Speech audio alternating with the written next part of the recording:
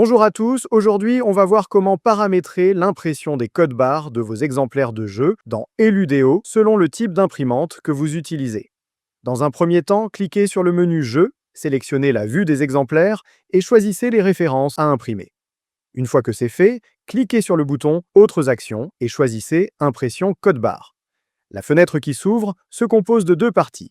Vous avez à gauche le paramétrage de la page, c'est-à-dire le support que vous utilisez, par exemple une feuille A4, et à droite le paramétrage de l'étiquette.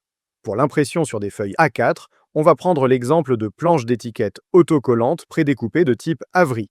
Cette référence permet d'obtenir 24 étiquettes de format 63,5 mm de longueur par 33,9 mm de hauteur.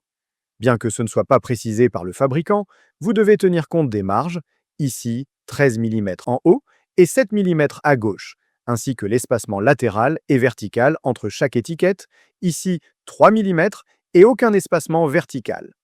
Si on revient maintenant dans Eludeo, on va pouvoir reporter toutes ces informations dans la fenêtre de paramétrage.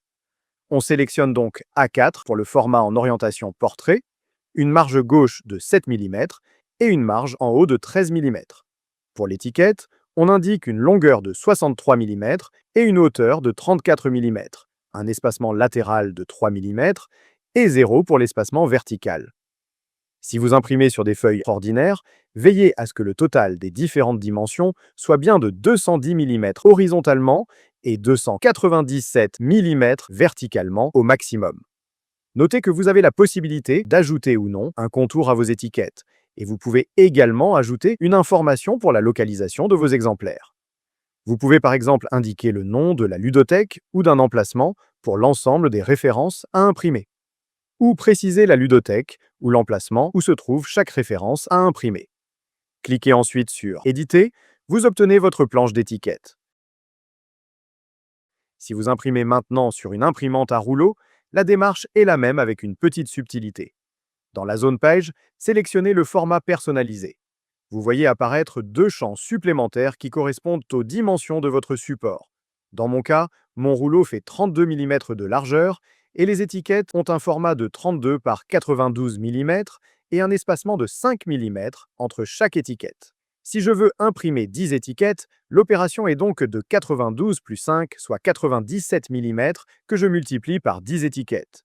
J'ajoute une sécurité de quelques millimètres et je mets 32 mm pour la hauteur. Dans la zone étiquette maintenant, je renseigne les dimensions de mon étiquette, 92 et 32, l'espacement latéral de 5 et 0 en vertical. Il ne reste plus qu'à éditer le PDF et à lancer l'impression. Dernier point important, dans certains cas pour des raisons d'arrondi et en fonction de votre matériel, il est parfois nécessaire d'ajuster de quelques millimètres la théorie par rapport à la pratique. J'espère que cette vidéo vous aura été utile et on se retrouve très bientôt pour une prochaine vidéo.